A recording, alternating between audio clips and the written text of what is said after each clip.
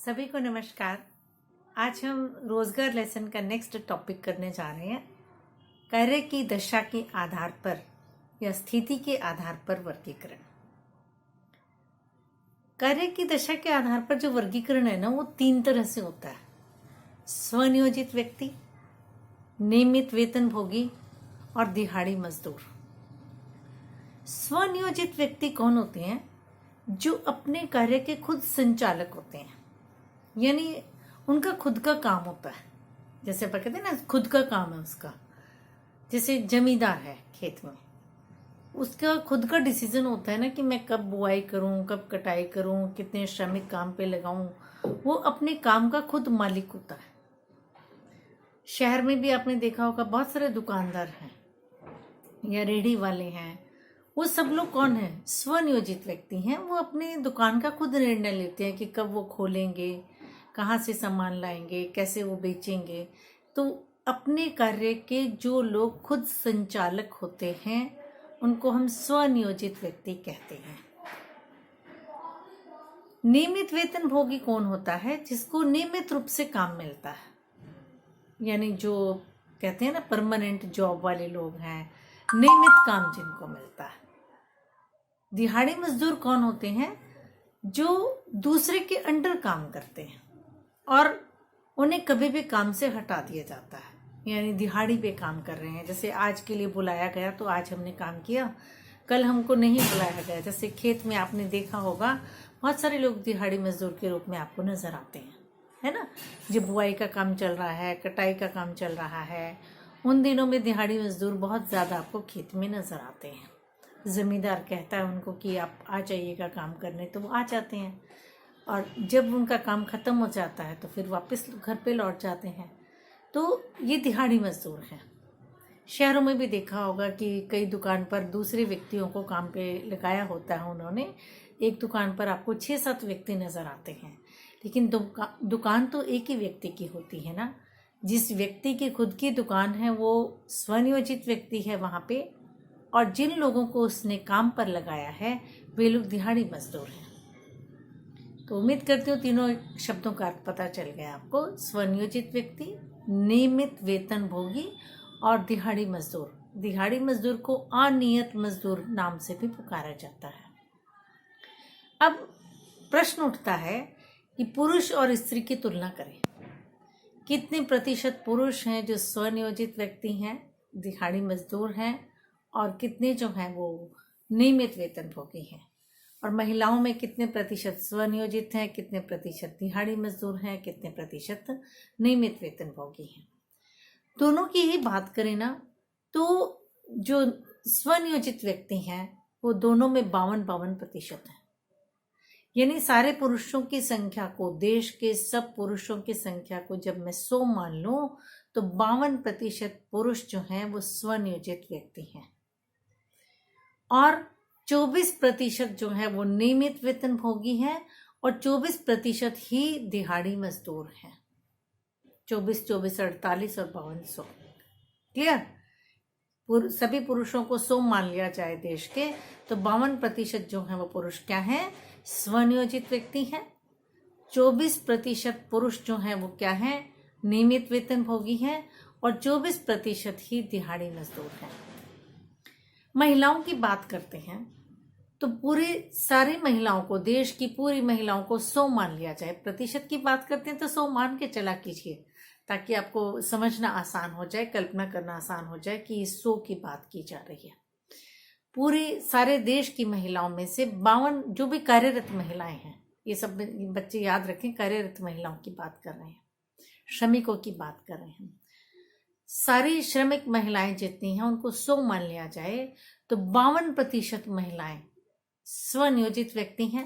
पुरुष भी 52 है ना, महिलाएं भी 52% हैं। लेकिन जो नियमित वेतनभोगी हैं वो महिलाएं 21% हैं और जो दिहाड़ी मजदूर हैं महिलाएं वो 27% हैं। मैं टेबल की तरह से बोलूं, अगर मैं इधर लिखती हूँ स्वनियोजित व्यक्ति, दिहाड़ी मजदूर और नियमित वेतनभोगी, 3 अक्षर लिखे मैंने, तो पुरुषों की बात करें तो 52, 24, 24। महिलाओं की बात करें तो 52% महिलाएं स्वनियोजित की सीध में आएगा, 21% नियमित वेतन भोगी की सीध में आएगा और 27% जो है वो दिहाड़ी मजदूर की सीध में आएगा। ठीक है, स्वनियोजित व्यक्ति, नियमित वेतन भोगी, दिहाड़ी मजदूर। अब यहां से ध्यान से देखिए, स्वनियोजित व्यक्ति पुरुष महिलाएं बराबर हैं, है ना। लेकिन अगर हम नियमित वेतन भोगी की बात करें तो पुरुषों का प्रतिशत महिलाओं की तुलना में ज्यादा है। अब ये प्रश्न आ जाए, इस तालिका मैंने कल भी बताया था आपको कि तालिका दी मिलेगी, उसकी व्याख्या करनी हो सकती है या आपसे पूछा भी जा सकता है, बिना तालिका दिए भी पूछा जा सकता है। आपको याद होना चाहिए कितने प्रतिशत पुरुष और कितने प्रतिशत महिलाएं स्वनियोजित व्यक्ति, दिहाड़ी मजदूर या नियमित वेतन भोगी हैं। तो आपसे ये प्रश्न पूछा जाए कि महिलाओं का प्रतिशत नियमित वेतन भोगी में पुरुषों की तुलना में कम क्यों है, यानी नौकरी वाली महिलाएं यानी नियमित वेतन भोगी महिलाएं कम क्यों हैं? क्योंकि जो महिलाएं हैं ना बेटा, वो उच्च शिक्षा प्राप्त नहीं कर पा रही हैं। बहुत कम प्रतिशत महिलाएं हैं जो इस कौशल को प्राप्त कर पाती हैं कि वो उच्च शिक्षा प्राप्त कर पाएं। और उच्च शिक्षा वालों को आपको सबको पता है कि ज्यादा नियमित वेतन भोगी वाली पोस्ट मिल पाती है ना। जो इसीलिए जो महिलाओं का जो प्रतिशत है वो कम है पुरुषों की तुलना में। जितने लोग भी परमानेंट एम्प्लॉय हैं उसमें महिलाओं की संख्या टोटल में पुरुषों की तुलना में कम है, क्योंकि उनकी शिक्षा, उच्च शिक्षा का स्तर अभी पूरा नहीं है। कम मात्रा में ही महिलाएं उच्च शिक्षा प्राप्त कर पा रही हैं पुरुषों की तुलना में, है ना। जो आपने देखा होगा बड़े बड़े कॉलेजेस में आप जाते हैं या हायर एजुकेशन के लिए आपने देखा होगा, पुरुषों की संख्या महिलाओं की तुलना में ज्यादा होती है वहां पर पढ़ने वालों में भी, अभी भी, है ना। तो इसीलिए जब ज़्यादा एजुकेशन जो है पुरुष लेगा तो नेचुरल है जो बड़े पोस्ट वाली वैकेंसीज निकलेंगी या परमानेंट वैकेंसीज निकलेंगी उसमें पुरुषों का अनुपात महिलाओं की तुलना में ज़्यादा होगा। क्लियर? तो ये क्वेश्चन कभी कभी पेपर में आता है।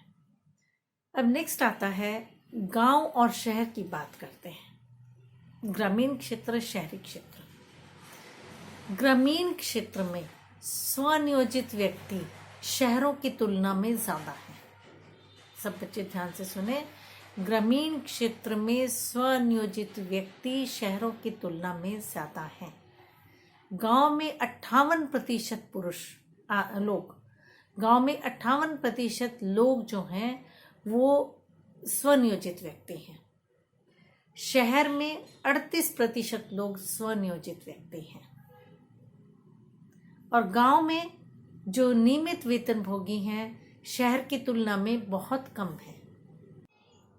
गांव में जो है वो नियमित वेतन भोगी 13% है सिर्फ, और शहर में 47% है। देखिए कितना बड़ा अंतर है ना। स्वनियोजित व्यक्ति की बात कर रहे थे तो हमने बताया गांव में 58% लोग स्वनियोजित व्यक्ति हैं और शहर में केवल 38% लोग स्वनियोजित व्यक्ति हैं। और अगर नियमित वेतन भोगी की बात करें तो गांव में केवल 13% लोग नियमित वेतन भोगी हैं और शहर में 47% लोग नियमित वेतन भोगी हैं। और दिहाड़ी मजदूर की बात करें तो गांव में 29% लोग दिहाड़ी मजदूर हैं और शहर में 15% लोग दिहाड़ी मजदूर हैं। यानी दिहाड़ी मजदूर और स्वनियोजित व्यक्ति याद रखें। पूछ लिया जाए गांव में कौन से लोग ज्यादा हैं